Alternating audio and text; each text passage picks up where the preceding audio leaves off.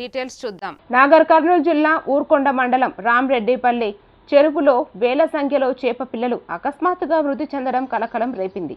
చేపల పెంపకందారులు చెరువు వద్దకు వెళ్లి చేపలు నీటిపై తేలి ఉండటాన్ని గుర్తించారు. ఈ ఘటనతో తమకు సుమారు 8 లక్షల వరకు నష్టం వాటిల్లిందని బాధితులు ఆవేదన వ్యక్తం చేస్తున్నారు.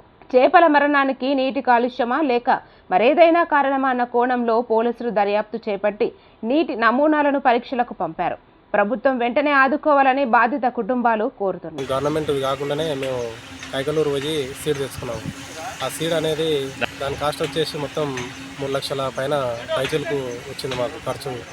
దాని ఇంట్రెస్ట్లు అన్నీ చాలా వరకు మేము నష్టపోయినాం. అయితే మేము ఈ మృగశిర కార్తీకి చేపలు పడదామని మేము తయారైనాం. అది మొన్న 4 రోజుల క్రితం దగ్గర ఒకటే నైటు మేము ఉదయం చూస్తే బాగున్నాయి. మరుసటి రోజు ఉదయం మేము వెళ్ళి చూస్తే దగ్గర ఒక 10 టన్నుల చేప మొత్తం చనిపోయి పైకి తేలడం జరిగింది. మాకు ఏం చేయాలో దిక్కుతోచని పరిస్థితిలో మేమున్నాం. మేము అందరం ఇప్పుడు మా పరిస్థితి బాధాకరం. చాలా నష్టపోయినాం. దగ్గర ఒక 7-8 లక్షల చేపల విషయంలో అమౌంట్ వచ్చేది మేము లాస్ అయిపోయినాం. మాకేం చేయాలో అర్థమవుతలేదు. ఈ ప్రభుత్వం సహకరించి మాకు ఏదన్నా ఆర్థిక సాయం చేయగలరని మనసారా